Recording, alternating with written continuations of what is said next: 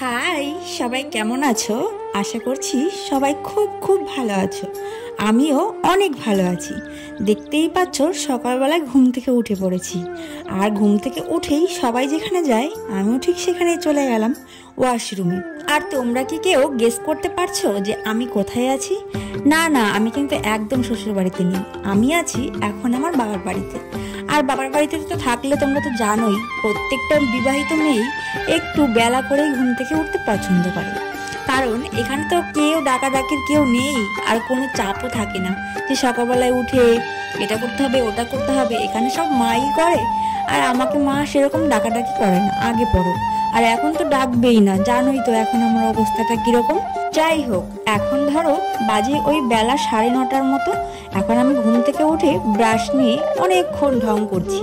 এই যে আমাদের বাড়িতে শীতের ফুল ফুটেছে, তোমরা তো দেখতেই পেলে, গোলাপ ফুল ফুটেছে, গাঁদা ফুল ফুটেছে।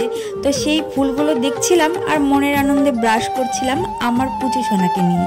তো দেখতেই তো পেলে আমার ঢং, কত ঢং, চুল ছেড়ে চুল বেঁধে এদিকে হাঁটাহাঁটি ওদিকে হাঁটাহাঁটি। অবশ্য আমার এখন একটু হাঁটাহাঁটি করা প্রয়োজন, বাড়িতে গেছি তো তাই একটু হাঁটাহাঁটি হয়। শ্বশুর বাড়িতে থাকলে না আমার একটু হাঁটাহাঁটি হয় না, কারণ এখানে আমি একা থাকি, ঘরের মধ্যেই সারাদিন কেটে যায়।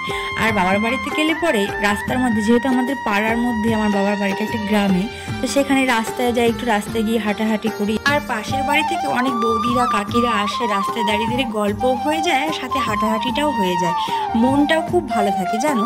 তো যাই হোক, অনেক হাঁটাহাঁটি হয়ে গেল। এখন আমি ঘরে এসে ব্রাশ সেরে তারপর মুখ টুক ধুয়ে নিচ্ছি, কারণ কি বলো তো, অনেকটা বেলা হয়ে গেছে, আর এখন তো আমাকে খাওয়া দাওয়াটা ঠিকঠাক করে করতে হবে, তাই না? তারপর মুখ টুক মুছে ক্রিম ট্রিম মেখে আমাকে খেতে হবে। কি বলো তো, যে জিনিসটা না আমি খেতে প্রচন্ড ভুলে যাই। তোমরা কি কেউ ধরতে পেরেছো যে কি জিনিস আমি খেতে ভুলে যাই? হ্যাঁ, সকালবেলায় খালি পেটে যেই ওষুধগুলো আছে আর হচ্ছে ড্রাই ফ্রুটসগুলো আছে, যেটা এখন আমার পক্ষে সব থেকে ভালো খাবার, সেই জিনিসটাই না আমি ভুলে যাই। আর শ্বশুর বাড়িতে থাকলে তো আমার হাতে সবসময় আমার বর টাইম মতো সব খাবারগুলো তুলে দেয়, ওষুধ বলো খাবার বলো। কিন্তু এখানে আসলে না সেটা হয় না, কারণ কি বলো তো, বিয়ের আগে আমার বাবা সবকিছু, আমার বাবাই আমাকে দেখে শুনে খাওয়া দাওয়া করাতো, কিন্তু এখন আমার বাবা প্রচন্ড বিজি হয়ে গেছে। কারণ আমি যেই বেলায় ঘুম থেকে উঠেছি 9:30, এই বেলায় বাবা আর বাড়িতে থাকে না। বাবা অনেক সকালবেলায় আমাদের দোকানে চলে যায়। আর আমাদের কিসের দোকান বলো তো, পাটিকাবাড়ি মোড়ে আমার নামেই একটা স্টুডিও আছে, মানে পায়েল স্টুডিও। তো সেখানেই আমার বাবা ফটোগ্রাফার, তো সেখানে তো সকাল সকাল যেতেই হবে, তাই না বলো? তাই সকাল সকাল বাবা সেখানেই চলে যায় বলে আমাকে আর এই জিনিসগুলো দেখে শুনে খাওয়া দাওয়া করাতে পারে না, জানো। তো যাই হোক, আমার মতো আর কে কে আছো যে এই প্রেগনেন্সির টাইমে প্রচন্ড মিষ্টি খেতে ভালোবাসো? আমি না দোকানের মিষ্টির থেকে বাড়িতে যে পিঠে করে, পিঠে পুলি, ওই মিষ্টি পিঠাগুলো খেতে সব থেকে ভালোবাসি এই সময়টা। আর আমার শ্বশুর বাড়িতে তেমন একটা পিঠে পুলি করা হয় না, কারণ আমার শ্বশুর বাড়িতে আমি ছাড়া কেউ সেরকম পিঠে পুলি ভালোবাসে না। তবুও আমি আমার শাশুড়ি মাকে যা যা খাওয়ার বায়না করেছি, আবদার করেছি, সবটাই আমার শাশুড়ি মা সাধ্য মতো আমাকে খাইয়েছে। কিন্তু আমি তো জানি আমার মা পিঠে পুলি অনেক ভালোবাসে, তাই আমি এই সময়টা বাড়িতে চলে এসেছি। কারণ আমি বাড়িতে আসলে পরে আমার মা অনেক রকম পিঠে করে, তাই আমি মনে মনে ঠিক করে নিয়েছিলাম যে কি কি পিঠে খাবো। কিন্তু আমি বাবার বাড়িতে আসার পর থেকে সেই যে পিঠে খাওয়া শুরু করেছি, আমার পিঠে খাওয়া আর শেষই হচ্ছে না। আজ আমার মনে হচ্ছে এই পিঠে খাবো, কাল আমার মনে হচ্ছে ওই রকম পিঠে খাবো, কিন্তু আমার মা আমাকে প্রত্যেকটা পিঠে বানিয়ে খাইয়েছে, জানো। যেমন আজকে সকালবেলা আমি পুলি পিঠে খেলাম, এর আগে আমার চষি পিঠে খাওয়া হয়ে গেছে, সাজের পিঠে খাওয়া হয়ে গেছে, আরও অনেক রকম পিঠে, পাটিসাপটা পিঠে খাওয়া হয়ে গেছে। তো তোমরা কি কি পিঠে খেতে ভালোবাসো আমাকে অবশ্যই কমেন্ট করে জানিও। তো তারপরে আমার কিন্তু অনেক কিছু খাওয়া হয়ে গেছে। খাওয়া হয়ে গেলে আমি কিন্তু আমার মাকে একটু সাহায্য করতে এই রান্নাঘরে চলে আসলাম। আমার মা কিন্তু শীতের সময় বাইরের রান্নাঘরে রান্না করে, কারণ এখানে খোলামেলা জায়গায় একটু রোদ আসে, খুব ভালোও লাগে। আর আমাদের কিন্তু প্রথমে সিমেন্টের উনুন ছিল, কিন্তু এখন আমার মা সেই সিমেন্টের উনুনটা ভেঙে একটা মাটির উনুন করে। আমার মার কিন্তু হাতের এই কাজগুলো অনেক সূক্ষ্ম, অনেক সুন্দর করে বানায়। তো যাই হোক, আমি কিন্তু মাকে সব সবজিগুলো কেটে জোগাড় যন্ত্র করে দিলাম।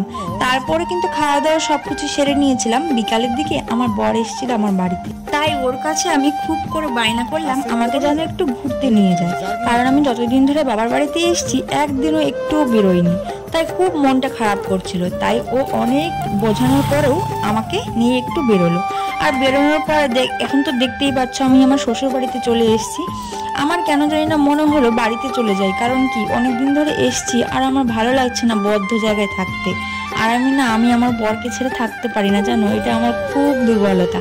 যাই হোক, চলে এসেছি শ্বশুর বাড়িতে। আর এটা হচ্ছে পরের দিন সকাল। আমি সকালবেলায় উঠে আমার ঘরটা সব গুছিয়ে নিচ্ছি। দেখতেই পাচ্ছ এখন তো শীতের দিন, আর ঘরের মধ্যে অনেক কিছু উল্টো পাল্টা হয়ে থাকে, যেমন ধরো জামা কাপড়। আর আমি যদি বাড়িতে না থাকি আমার বর না এগুলো গোছাতে পারে না ঠিকঠাক করে। আর আমি এমন একটা মানুষ, নিখুঁত টাইপের, ঘরটা না খুব সুন্দরভাবে গুছিয়ে রাখবো। হ্যাঁ, আমার হয়তো অনেক দামি দামি জিনিস নেই, কিন্তু যেটুকু আছে সেটুকু আমি খুব সুন্দরভাবে গুছিয়ে রাখতে পছন্দ করি। এরপর বিছানা তোলার পরে দেখতে পেলাম আমার আলনাটা প্রচণ্ড অগোছালো হয়ে পড়ে রয়েছে।